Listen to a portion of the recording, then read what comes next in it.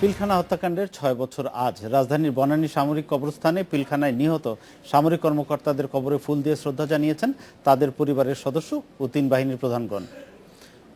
সকালে সেনাপ্রধান জেনারেল ইকবাল করিম ভূঁইয়া, নৌবাহিনী প্রধান অ্যাডমিরাল এম ফরিদ হাবিব, বিমান বাহিনী প্রধান এয়ার মার্শাল এনামুল বারী ৩ বাহিনীর পক্ষে ফুল দেন। এ সময় রাষ্ট্রপতি ও প্রধানমন্ত্রীর পক্ষে তাদের সামরিক সচিবরা শ্রদ্ধা জানান। এছাড়া বিজিবি প্রধান আজিজ আহমেদ ভূঁইয়া ও জাতীয় পার্টির চেয়ারম্যান হুসাইন মোহাম্মদ এরশাদ নিহতদের কবরে শ্রদ্ধা জানান। পরে নিহত সেনা কর্মকর্তাদের পরিবারের সদস্যরা কবর জিয়ারত করেন। তারা অবিলম্বে বিডিআর হত্যাকাণ্ডের বিচারের রায় কার্যকরের দাবি জানান। এখন বিচার চাই শুধু আল্লাহর কাছে, এছাড়া আর কিছু চাওয়ার নাই আমাদের। এই যে সন্তান হারানো কষ্ট, এই যে ব্যথা, একে কোনো কিছু দিয়ে পুরো করতে পারবে? চেয়েছিলাম এটা শোক দিবস পালন করতে, এটা তার হয়নি। বিডিআর হত্যা মামলায় দায়ের করা সকল ডেথ রেফারেন্স ও ফৌজদারি আপিলের শুনানি অব্যাহত আছে হাইকোর্টে। হাইকোর্টের বিশেষ বেঞ্চে এ মামলার শুনানি চলছে। ২০০৯ সালের ২৫ ও ২৬ ফেব্রুয়ারি পিলখানার বিডিআর সদর দপ্তরে ৫৭ সেনা সদস্য সহ ৭৪ জনকে হত্যা করা হয়। এই অভিযোগে ২০১৩ সালের ৫ নভেম্বর ১৫২ বিডিআর সদস্যকে মৃত্যুদণ্ড দেয় বিচারিক আদালত। খালাসপ্রাপ্ত ২৭৭ জনের মধ্যে ৬৯ জন আসামির সাজা চেয়ে ফৌজদারি আপিল ও ডেথ রেফারেন্স হাইকোর্টে দায়ের করে রাষ্ট্রপক্ষ। অন্যদিকে দণ্ডপ্রাপ্ত ৪১০ আসামির সাজা বাতিল চেয়ে রায়ের বিরুদ্ধে ফৌজদারি আপিল করা হয়।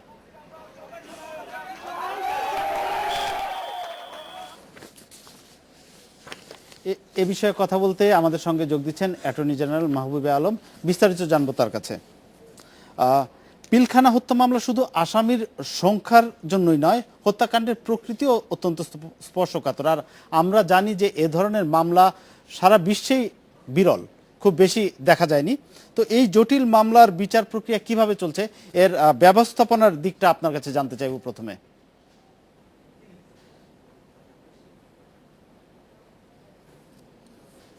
না, আপনি সঠিক কথাই বলেছেন যে এরকম হৃদয় বিদারক ঘটনা, মর্মস্পর্শী ঘটনা দেখা যায় না, এবং নিজ বাহিনীর সেনার সদস্যদের হাতে ঊর্ধ্বতন কর্মকর্তাদের এরকম মৃত্যুবরণ করা খুবই দুঃখজনক।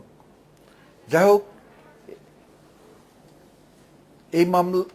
এই মামলায় তো নিম্ন আদালতের বিচারে আপনার মোটমাট ৮৫০ জনের বিচারের জন্য তাদের হাজির করা হয়েছিল, চার্জ ফ্রেম করা হয়েছে, এবং এর ভিতরে ১৫২ জনকে আপনার মৃত্যুদণ্ড দেওয়া হয়েছে।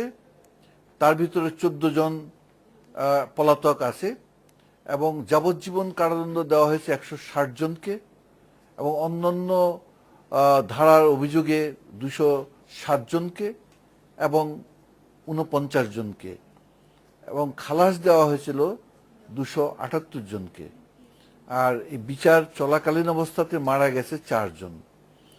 তো এই ২৭৮ জনকে যে খালাস দেওয়া হয়েছে তার বিরুদ্ধে আপনার ৬৯টি আপিল রাষ্ট্রপক্ষ থেকে দায়ের করা হয়েছে।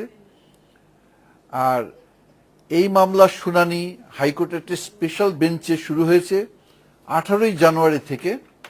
এ পর্যন্ত প্রায় ২২-২৩ দিন শুনানি হয়ে গেছে। এই ২৩ দিনের ভিতরে আমাদের টোটাল পেপার বুকের সংখ্যা হলো ৩৫,০০০ পাতা।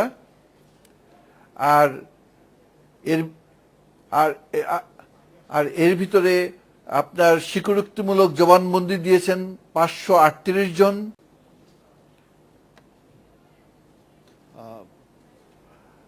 আর এখানে রাষ্ট্রপক্ষের সাক্ষী দিয়েছেন ৬৫৪ জন।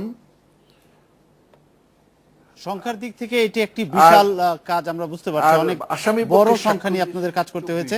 তো আরেকটি বিষয় একটু জানতে চাচ্ছি আপনার কাছে, সেটি হচ্ছে এই মামলায় ১৫০ শতাধিক জনের মৃত্যুদণ্ড নিশ্চিত করার প্রশ্নে শুনানি চলছে। আইনগত দিক দিয়ে এই বিষয়ে অ্যাটর্নি জেনারেল কার্যালয়ের প্রস্তুতিটা কি? আর শুনানি শেষ হতে, যেহেতু এটি বিপুল সংখ্যক বিষয় নিয়ে আপনারা কাজ করছেন, কতদিন লাগতে পারে এই শুনানি শেষ হতে?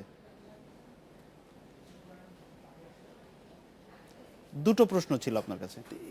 এখন পর্যন্ত পেপার বুক পড়া হচ্ছে, সাক্ষ্যদের সাক্ষ্য পড়া হচ্ছে, এবং সাক্ষীদের ভিতরে প্রায় 15-16 জনের সাক্ষ্য পড়া শেষ হয়েছে এবং এই সাক্ষীগুলো পড়া শেষ হওয়ার পরে আপনার এটার সওয়াল জবাব শুরু হবে এবং ইতিমধ্যে আমরা একটা স্পেশাল টিম করে দিয়েছি দুজন ডেপুটি অ্যাটর্নি জেনারেলকে দিয়ে, আর সরকার পক্ষেও বিশেষ দক্ষ কিছু আইনজীবী নিয়োগ করা হচ্ছে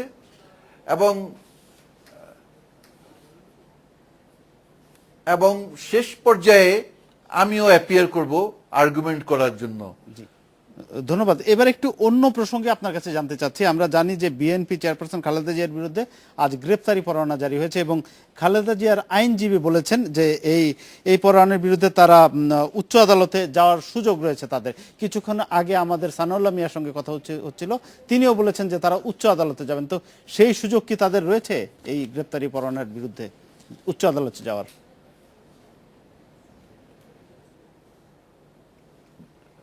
যদি কোনো আদালতে উনি আপিল বেলে ছিলেন, ওনার জামিনেই ছিলেন, কিন্তু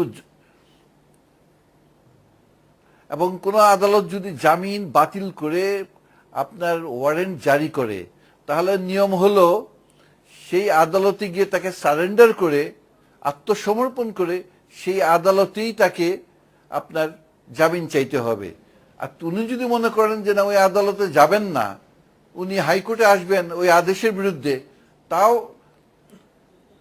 তাও উনি আসতে পারেন, কিন্তু ওনাকে সারেন্ডার করতে হবে, আগে আত্মসমর্পণ করতে হবে, সেই আদালতেই আত্মসমর্পণ করতে হবে, তারপরে উচ্চ আদালতে যাওয়ার প্রশ্ন। এবং জেলে গিয়ে হ্যাঁ এক্স্যাক্টলি। জি, ধন্যবাদ আপনাকে আমাদের সঙ্গে থাকার জন্য। ধন্যবাদ।